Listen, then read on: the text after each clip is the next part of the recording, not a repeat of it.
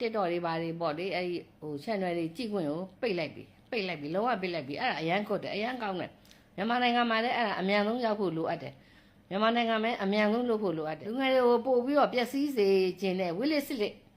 အဝတ်အစားတွေနဲ့ဖင်မော်ခေါင်းမော်တွေနဲ့ဒီအမျိုးစုံနီလန်းနဲ့မိန်းကလေးတွေကနေပြီးတော့အပေါ်ပိုင်းပြလိုက်အောက်ပိုင်းပြလိုက်နဲ့ဖြူဆွဲတဲ့ဟာမြန်မာနိုင်ငံနဲ့အမြန်ဆုံးပိတ်ပါလို့เนาะအဲ့ဒါဒီတားရှင်အမေတွေကပူရတော့မယ်ပူရတော့မှာဖြစ်တယ်နော်ခလေးအခုမြင်တွေ့နေရတဲ့ဗီဒီယိုလေးကအရန်ကိုစိတ်ဝင်စားဖို့ကောင်းတယ်လို့ထူးခြားတဲ့ဗီဒီယိုလေးဖြစ်ပါတယ်ဆိုတော့ညီမတို့အတူတူကြည့်ရအောင်နိုင်ငံခြားတိုင်းပြည်တွေမှာတော့မှနိုင်ငံနှစ်ခုကဒီ15နှစ်အောက်လူငယ်တွေကိုဒီဖုန်းပေးမသုံးတော့ဘူးเนาะ TikTok တွေပါတွေပေါ့လေအဲ့ဟို channel တွေကြည့်ခွင့်ကိုပိတ်လိုက်ပြီလုံးဝပိတ်လိုက်ပြီအဲ့ဒါအရန်ကွတ်တယ်အရန်ကောင်းတယ်မြန်မာနိုင်ငံမှာလည်းအဲ့ဒါအမြန်ဆုံးရောက်ဖို့လိုအပ်တယ်မြန်မာနိုင်ငံမှာအမြန်ဆုံးလုပ်ဖို့လိုအပ်တယ်ဘာလို့လဲဆိုတော့ကျန်တဲ့အနှစ်20-30လောက်ကဆိုရင်ဘာအင်တာနက်လိုင်းမှလည်းမဖွင့်ဘူးဒီဂျာနယ်တဲ့သတင်းစာလောက်ပဲကြည့်ရတယ်ဆိုတော့စစ်ပြီးမှဟိုပုံနှိမ့်တဲ့အခါကျတော့ဒီကောင်းတဲ့ဟာလေးတွေပဲမြင်ရတာပေါ့နော်ဆိုတဲ့ဟာတွေတရုတ်ပြက်တွေမမြင်ရဘူးအခုကတော့ဖုန်းတွေဒီ social media တွေဖွင့်ပေးတဲ့ဥစ္စာဟိုဘာလောက်ရှိပြီပေါ့15နှစ်လောက်တော့ရှိပြီထင်တယ်15နှစ်လောက်တော့ရှိပြီထင်တာအဲ့ဒီအတော်တွေမှာဖြစ်ပြလာတဲ့လူတွေကအရန်ကိုပျက်စီးမှုတွေများလာတယ်လူရမှုတွေများလာတယ်ဒုစရိုက်တွေများလာတယ်နော်အတုခိုးတဲ့ဟာတွေကကောင်းတဲ့ဟာတွေကိုအတုခိုးတာမရှိဘူးမကောင်းတဲ့ဟာတွေအမျိုးစုံဖော်ပြနေအဓိကလူငယ်တွေကိုပို့ပြီးတော့ပျက်စီးစေခြင်းနဲ့ဝိလစ်စစ်လက်အဝတ်အစားတွေနဲ့ဖင်မော်ခေါင်းမော်တွေနဲ့ဒီအမျိုးစုံနီလန်းနဲ့မိန်းကလေးတွေကနေပြီးတော့အပေါ်ပိုင်းပြလိုက်အောက်ပိုင်းပြလိုက်နဲ့ဖြူဆွဲတဲ့ဟာတွေကိုတရားဝင်ထုတ်ပြနေတဲ့ဥစ္စာကိုတော်တော်လူငယ်တွေကိုပျက်စီးအောင်ဖျက်ဆီးနေတယ်လို့ပဲထင်ရတယ်ဒါတွေကမလိုအပ်ဘူးနိုင်ငံတက်နိုင်ငံမှာเนาะအဲ့လိုမျိုးတွေဖြစ်တော့ဟိုနိုင်ငံတစ်ခုကပိတ်လိုက်ပြီမြန်မာနိုင်ငံမှာလည်းပိတ်ဖို့လိုအပ်ပြီအဲ့လူတွေကလည်းကိုစောင့်ကြရမယ်ကျုပ်ဝင်တူမစောင့်ထိမ့်မယ်နဲ့ဘာဖြစ်လို့လုံခြုံနေတဲ့ဟာတို့ဖော်ပြနေတယ်လူတိုင်းမှာရှိပြီးသားယောက်ျားလေးမှာလည်းရှိပြီးသားမိန်းကလေးမှာလည်းရှိပြီးသားနော်အန်တီတို့ငယ်ခက်ကဆိုလို့ရှိရင်တောင်းမြင်ဖို့ဆိုတာမလွယ်ဘူး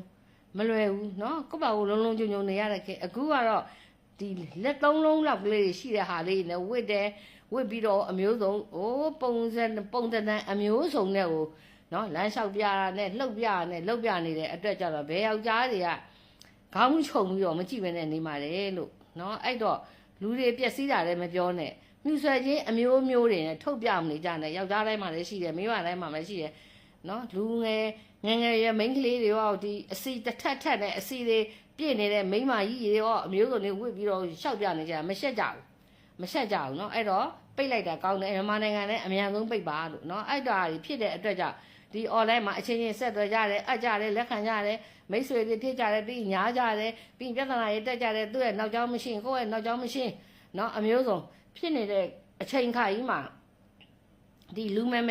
15-16အရွယ်လေးတွေပညာသင်နေတဲ့ယောက်ျားလေးတို့အဲ့အသက်အရွယ်ကြီးတဲ့ဒီအစိတ်30မိန်းမတွေကနေချင်းကပ်ပြီးတော့အမျိုးစုံနေဟိုချစ်တယ်ကြိုက်တယ်တွေပြောတဲ့ကိစ္စတွေကဒီတားရှင်အမေတွေကပူရတော့မှာဖြစ်တယ်နော်ခလေး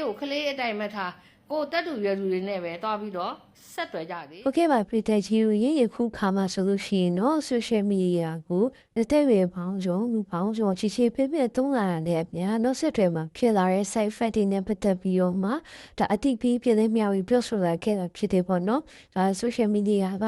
အခုနိုင်ငံတကာမှာဒီတစ်ကပါလုံးမှဆိုလို့ရှိရင်ချီဖေးထုံကြရဲဒီလိုသုံးဖေးနေရမှာကျိုးရှိစွာသုံးချရသူတွေရှိခဲ့ဒါနောက်ပြီးလို့ရှိရင်ဒီ social media ပေါ်မှာကျိုးရှိစွာသုံးချပင်းနေဒီကလေးတွေလာမရောက်စီအောင်အသုံးပြုချရဲဒီလိုသူ့မျိုးမားတွေဖြစ်အောင်အသုံးပြုကြရဲအရာတွေရှိရပါတော့အဲ့ဒီလိုမျိုးအရာတွေမှာလူငယ်တွေဆိုတာလားဒါအဆက်ဆက်ရ learning mode ရဲ့အရွယ်မှာသူ့မိရဲ့တဲ့တင်တဲ့ဆိုရဲအတိုင်းပဲမြင်နေတွေ့တဲ့အရာတွေဟိုမှားတဲ့မှန်နေမဆုံးဖြတ်တဲ့ပဲနဲ့မလာမခွဲခြားပဲဒါအထူးယူတတ်ကြရဲပေါ့နော်ဆိုတော့ဒါနောက်ဆက်တွဲအနေနဲ့ဒီ reality မှာဆိုလို့ရှိရင်ဒီ social life မှာမဟုတ်ဘဲနဲ့ဒီ real life မှာဒီလိုမျိုးအထူးယူလိုက်တဲ့အခါမှာမဖြစ်တဲ့နိုင်ဖြစ်တဲ့မမတဲ့နိုင်မှားကြရပါတော့ဆိုတော့လူငယ်တွေဟိုဒါလာမရောက်သွားစီရဲ့ chat တွေ social ကနေအများကြီး side effect ဖြစ်လာကြီးဒါကြောင့် social media ကိုတော့အကျိုးရှိရှိသုံးချတဲ့တော့အကောင်းဆုံးပေါ့နော်ဆိုတော့ဒါသူငယ်တွေကိုအနုရှိတွေကတော့ဒါအနေနဲ့လမ်းပြပေးရမယ်သူသေးဆုံးမပေးရမယ်လာမမရောက်ထောင်းတဲမှတ်ပေးရမှာတော့အနုရှိတွေရဲ့တာဝန်ဖြစ်တဲ့ဆိုတဲ့အတွက်ကြောင့်social media ကိုတော့ဒါအကျိုးရှိစွာကောင်းတဲ့ဘက်ကနေပညာရေးတော့ပဲဖြစ်ဖြစ်နောက်ပြီးလို့ရှိရင်ဒါ life improvement တော့ပဲဖြစ်ဖြစ်ပေါ့နော်မရှိစွာတုံးချမယ်ဆိုလို့ရှိရင်တော့ဒါအကောင်းဆုံးပဲဖြစ်ပါတယ်လို့အထမဖြစ်ဆွဲပြောချချင်ပါတယ်ရှင်ဒီဗီဒီယိုလေးကိုကြည့်ပြီးသွားပြီဆိုတော့ပရိသတ်ကြီးကတော့ဒီအကြောင်းအရာအပေါ်မှာဘယ်လိုထင်မြင်ယူဆသလဲဆိုတာ comment မှာပြောသွားခဲ့ကြနော်